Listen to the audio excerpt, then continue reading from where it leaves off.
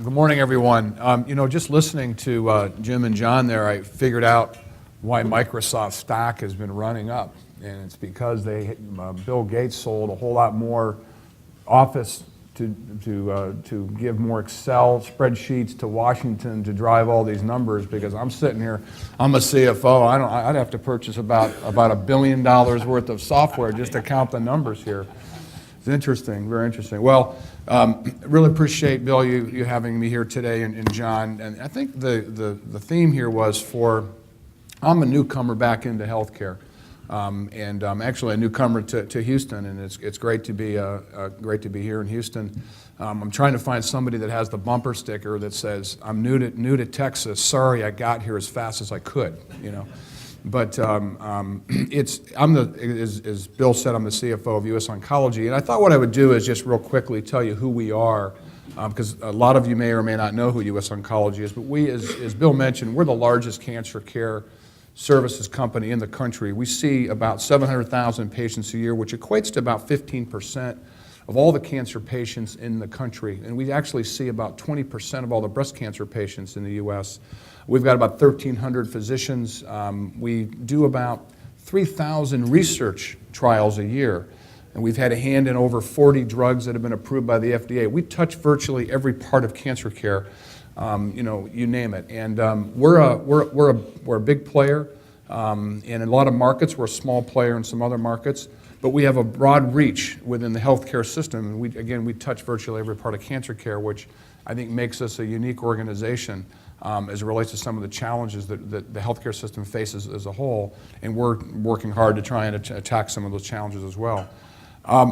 Just a brief spill here, and this little, what do you want to call it, luggage compartment is what John Bettinger thought would be kind of cute to show everybody where I spent half my life, is kind of roaming around the country. But I've actually spent and had the honor of being part of a lot of different industries.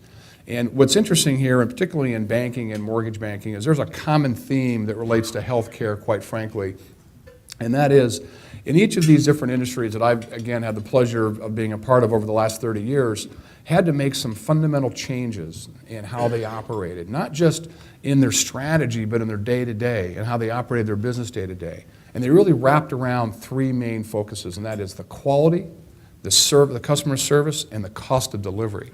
And in each of these businesses, and I was in, particularly in the mortgage industry, some would say in the financial services industry they didn't change the right part of financial services, but especially in the mortgage industry, there was an awful lot of change that went on as it relates to technology, innovation, and process improvement. I want to talk about that in a little bit here in a second. But just to put the cost side into perspective, I know it's not a news flash about how expensive healthcare is in the U.S., but did we know that it's twice that of the developed countries around the world?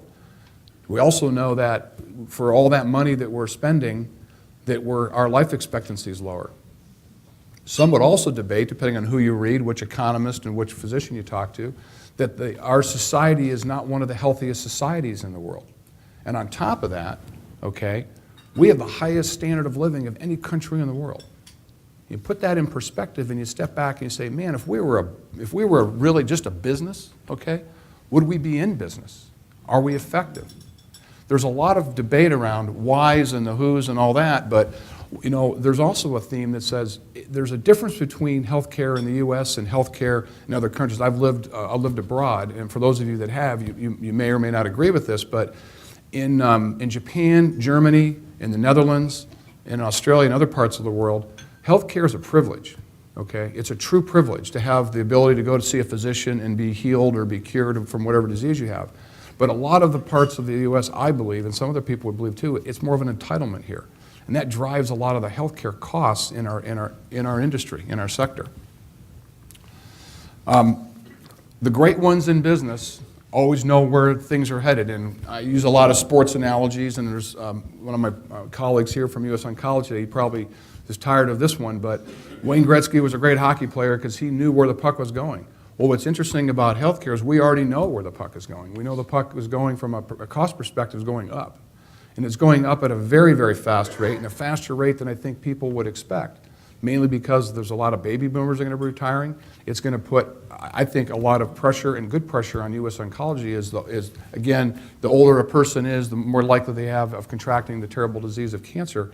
But we know where this is going. We know where the costs are headed. And what are some of the other challenges we face, and what are we going to do about it?